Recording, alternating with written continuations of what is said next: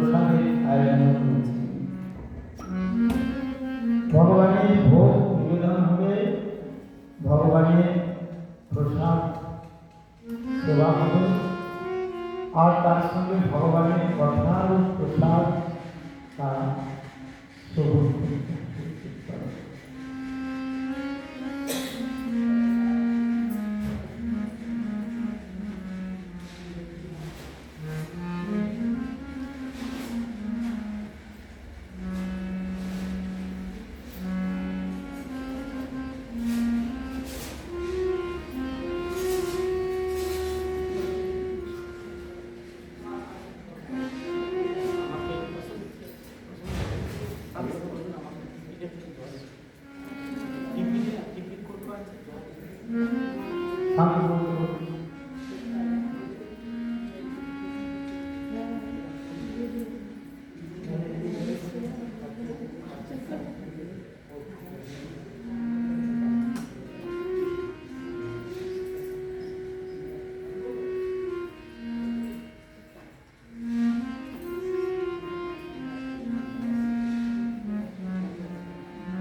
আমাদের যত শাস্ত্র আছে, গ্রন্থ আছে, যা কিছু আছে, সবই আমরা যে মানব জন্ম লাভ করেছি, মানব জন্ম লাভ করে যে শ্রেয় সন্ধানে ব্রতী না হই, তাহলে যে মানব জন্মের শ্রেষ্ঠত্ব আছে তা স্বীকৃত হতে পারে না। কারণ শ্রেয়বর্তী না হলে পশু পক্ষী অপেক্ষা বিশেষ কৃতিত্ব দেখানো যায় না। আমরা যে এতগুলি জন্ম লাভ করেছি, পশু পক্ষী জন্ম পেয়েছি,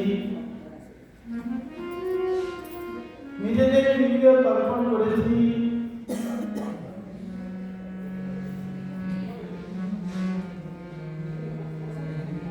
নিজেদের তৃপ্তি সাধন করেছি, ইন্দ্রিয় আত্মীয় পরিবার্তা করেছি, তাতে নিযুক্ত হয়ে শোক, মোহ, ক্লেশ, আহার, বিহার, ভয়, মৈথুন ইত্যাদি ইত্যাদি ধর্ম যা পশু পক্ষীদের মধ্যে দৃষ্ট হয়, তার থেকে পরিত্রাণ লাভ করতে লাভ করার জন্য একমাত্র শ্রী গুরুদেব সদ্গুরু চরণ আশ্রয় লাভ, শ্রেয় লাভ করলেন। আমরা সকলে তো লাভ করতে বিচার করি, চাষ করছি, কৃষিকাজ করছি, চাকরি করছি, ব্যবসা করছি, সবে মিলে আমরা একটা করে লাভের সন্ধান করছি। এই জাগতিক জীবন ছাড়া আরেকটা জীবন আছে, সেই জীবনটা হলো পারমার্থিক জীবন।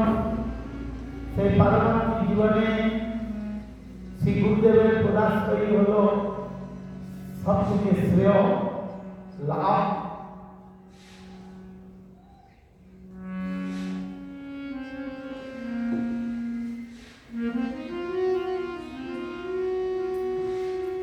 শ্রীমদ্ ভাগবতের বিচারে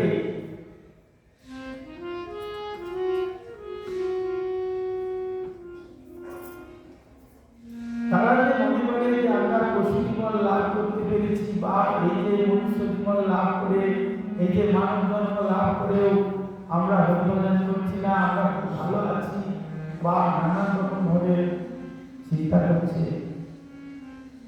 তাই শ্রীমদ্ ভাগবতে 11 অধ্যায়ে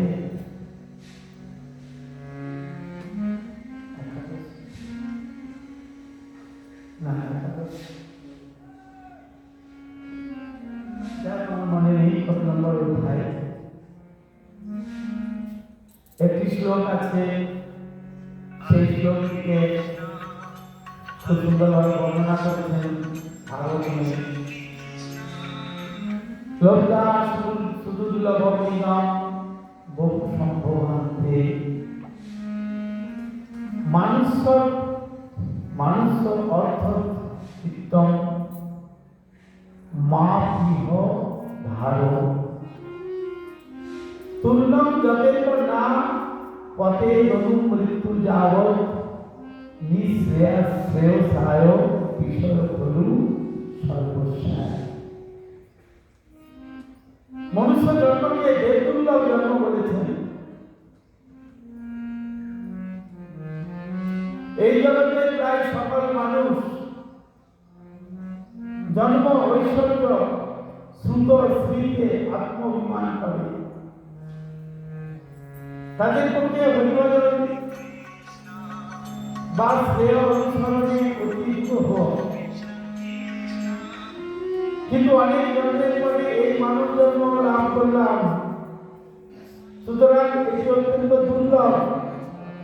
এই জন্ম অনিত্য হলেও এই জন্মটা অনিত্য কিন্তু পরমার্থপ্রদ। শাস্ত্র কি বললেন? এই জন্মটি হলেন, ভাগবত বললেন, এই জন্মটি, এই যে মনুষ্য জন্ম, এই জন্মটি হল পরমার্থপ্রদ। অতএব ধীর ব্যক্তি যে পর্যন্ত মৃত্যু পুনরায় নিকটস্থ না হয়, তৎকাল মধ্যে ক্ষণকাল বিলম্ব না করে চরম কল্যাণ লাভের জন্য চেষ্টা করা উচিত।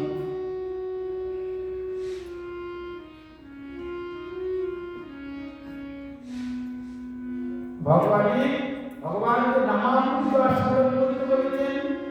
ভগবান বলেছেন, আমি এবং আমার নাম দুটি এক বস্তু। আমি এবং আমার নাম একই জিনিস। কেউ মনে করো না যে আমি নামটা বলছি বলে এই আমি আলাদা, নাম আলাদা, তা নয়।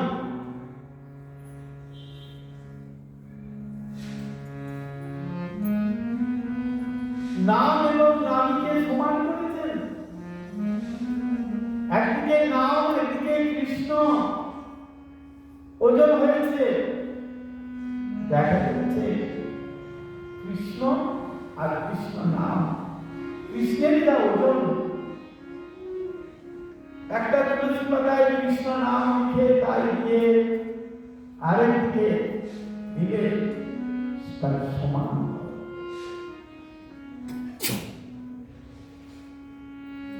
সেজন্য এই মনুষ্য জন্মটা অনিত্য হলেও এই মনুষ্য জন্মে পরমার্থ লাভ করা যায়, পরমার্থপ্রদ।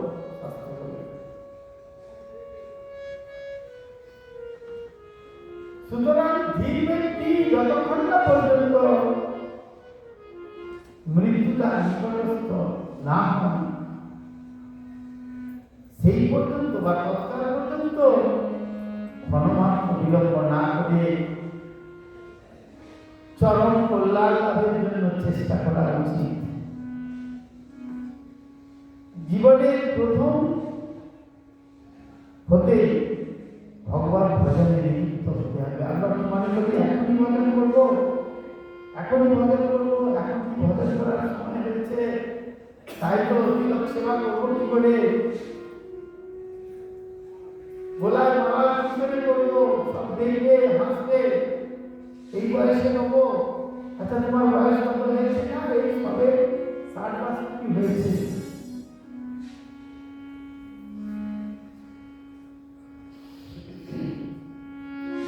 তাই জীবনের প্রথম থেকে শেষ পর্যন্ত ভগবত ভজনে নিযুক্ত হওয়া প্রয়োজন।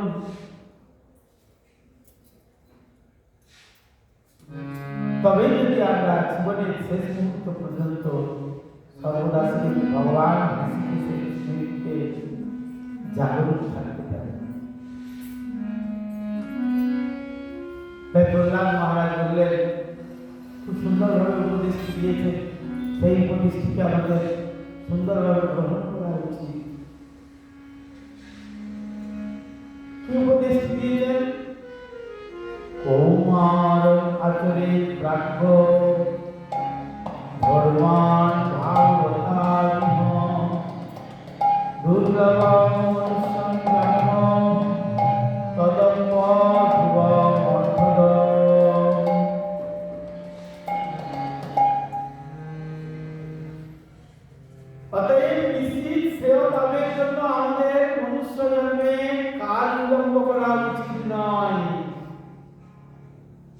এমনকি কুমার অবস্থা থেকে আচরণ করা উচিত।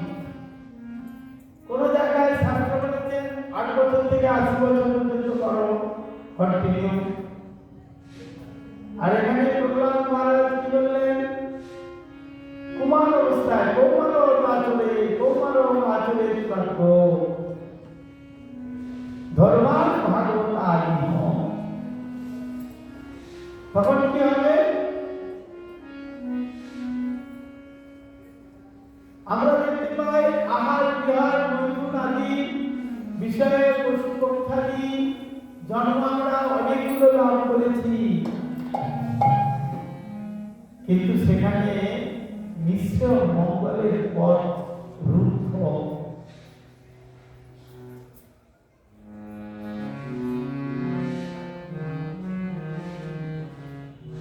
শ্রেয় সন্ধান করতে হবে। শ্রেয় সন্ধানটা কি?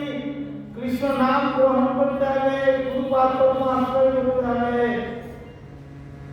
সদ্গুরুর চরণকে আশ্রয় করে সেই শ্রেয় লাভের পন্থাটাকে গ্রহণ করতে হবে। প্রহ্লাদ বললেন, হৃদয় মদ্যম সুলভম সুদুর্লভম প্লবম সুপাল্পম গুরুকর্ণ ধারম। বললেন, হৃদয় মদ্যম সুলভম সুদুর্লভম। সব সুলভ হয়ে যাবে, এই জন্মটা সুদুর্লভ হয়ে যাবে। কি করলে? গুরুকর্ণ ধারণ করার জন্য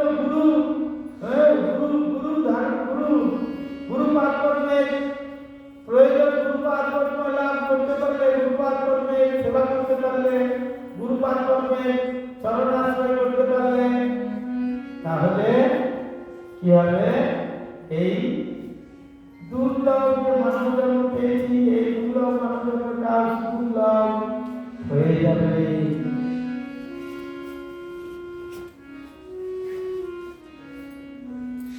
ময়ান কুল্লেন লভেন তরিতং কুমানম ভবান্তি ন করেৎ স্বাত্মা।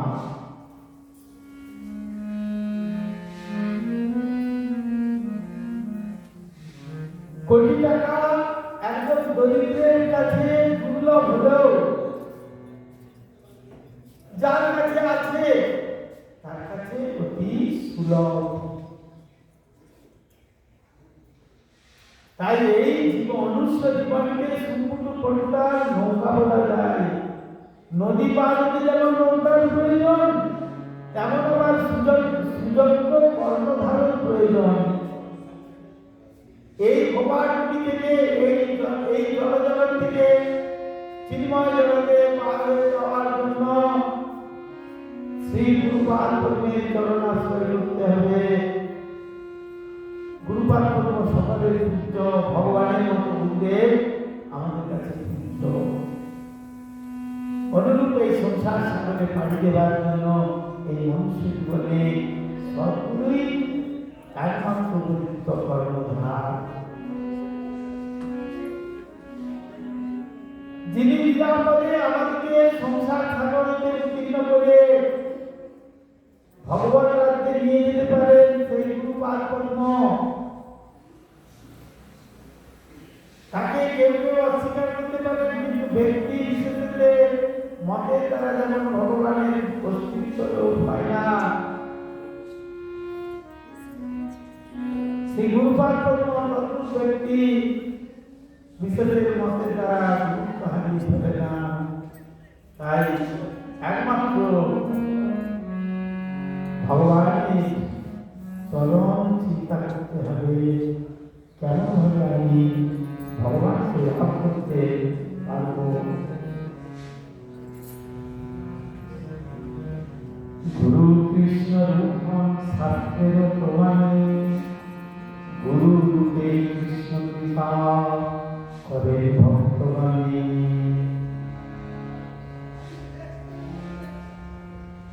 ভগবান তার প্রকাশ বিগ্রহ গুরুকে ভক্তগণকে কৃপা করেন।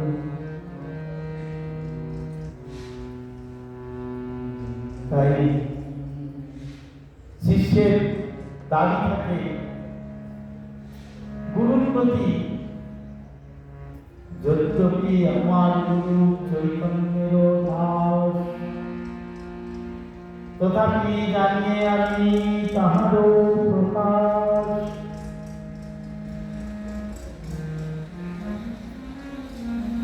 তাই সেই গুরুপাদ পদ্মের কাছে আমি প্রার্থনা করি, সেই গুরুপাদ পদ্ম আপনি আমাদের চিন্তা করুন, করুণা করুন, আমরা যাতে করে এই মনুষ্য দুর্লভ মনুষ্য জন্মকে সার্থমণ্ডিত করতে পারি। আর এই যে সংসার সাগর, সংসার সমুদ্র আমরা করে যেতে চাই, তাই গুরুপাদ পদ্ম আপনার কৃপা বলে বলিয়ার হয়ে যেন সংসার সমুদ্রকে পার করে যেতে পারি। আমাদের কাছে সেই ভগবানের যে নিত্য স্বরূপ, গুরু কৃপায় কি হয়, ভগবানের যে নিত্য স্বরূপ, সেই নিত্য স্বরূপ উপলব্ধি হয়, উদ্ভাসিত হয়, ভগবানের নিত্য স্বরূপ উদ্ভাসিত হয়। তাই বলেছেন মুখম করতি বাচালম অঙ্গম লঙ্ঘতে গিরি জয়পাতমহং বন্দে শ্রী গুরু দীনতারিণী।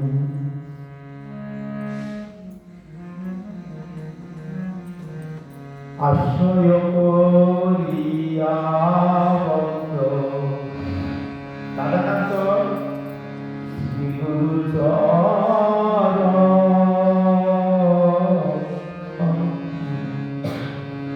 আশ্রয় করিয়া বন্দ শ্রী গুরু চরণ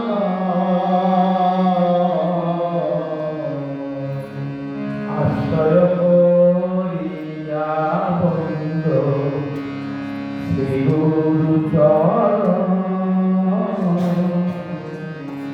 আশ্রয় করিয়া বন্দ শ্রী গুরু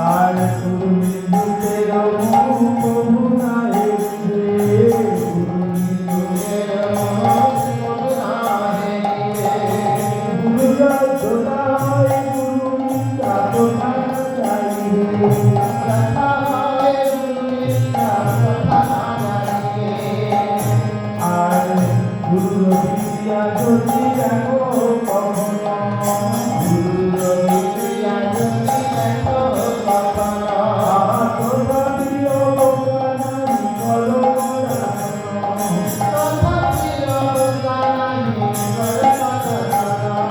গুরু পাদ পদ্মে রয়ে রাম ভক্তি গুরু পাদ পদ্মে রয়ে রাম ভক্তি জগৎ দেবে হরে মহাভক্তি গুরু পাদ পদ্ম করো গুরু পাদ পদ্ম করো যাইতে দিতে ভাই তোমার যন্ত্রণা যাইতে দিতে ভাই ধরি বন্দি আমি তাহার চরণ ধরি বন্দি আমি তাহার চরণ ধরি বন্দি আমি তাহার চরণ ধরি বন্দি আমি তাহার চরণ আর গুরু পদ পদ্মনি ততে করে বন্ধন গুরু পদ পদ্মনি ততে করে বন্ধন গুরু চরণ সম্মানিতে করিয়া গুরু চরণ জীবন বর্ণনা করে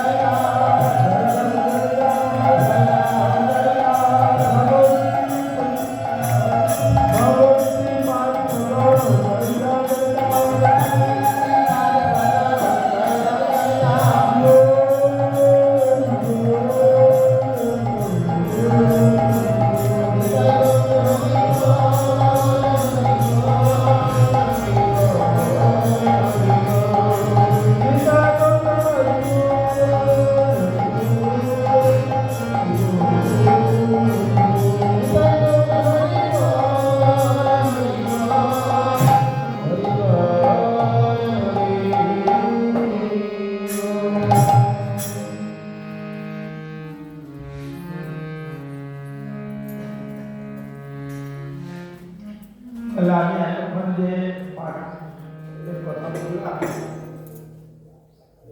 গুরুপাদ পদ্ম লাভের কথা বললাম সেই কথাটি এখানে সংকীর্তন করে শোনালেন প্রভুগণ।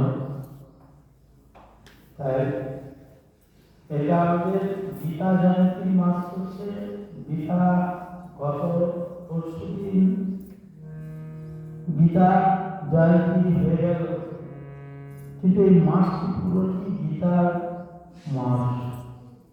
গীতা পড়তে হবে, গীতা পড়ে শোনাতে হবে সকলকে। প্রতিদিন গীতা পড়তে হবে, প্রত্যেক দিনকে পায়খানা দেওয়া, স্নান করা, এগুলো একটা কাজ। যেমন মাস কাপড় পরা বা জামা প্যান্ট পরা একটা যেমন বিরাট বড় কাজ আমাদের থাকে। তার সঙ্গে সকালে উঠে চা খাওয়া বা যারা ভক্ত তারা চা খায় না, তারপরে টিফিন খাওয়া, বিভিন্ন রকমের খাবার দাবার আছে খাওয়া, এগুলো যেমন একটা কাজ, ঠিক তদ্রূপ হরি ভজন একটা কাজ, সেবা কর্ম। হরি নাম জপ করা একটা সেবা। গীতার অধ্যয়ন করা, গীতা শ্রবণ করা, ভাগবত কথা শ্রবণ করা, ভাগবত কথা পাঠ করা, এগুলি একটি বড় বড় কর্ম। এগুলি যদি না করা হয় তাহলে আমাদের জীবনটা, এই যে বললাম মনুষ্য জীবন, দুটো মনুষ্য জীবন, সেই দুটো মনুষ্য জীবনটা বৃথা হবে। এইদিকে করতে হয়, এইদিকে করতেই হবে, এইদিকে আমাদের জানতে হবে, ভগবানকে জানতে হবে। ভগবান কে, আমি কে, আমি কোথা থেকে আসছি, কেন আসছি, আমার কর্তব্য কি, আমি কেন সেবা করব, আমি কি জন্য সেবা করব, আমি কেন হরির নাম করব, আমি কেন হরিভজন করব। যিনি পাঠ করতে জানেন, পড়তে জানেন তিনি করবেন, যিনি পড়তে জানেন না তিনি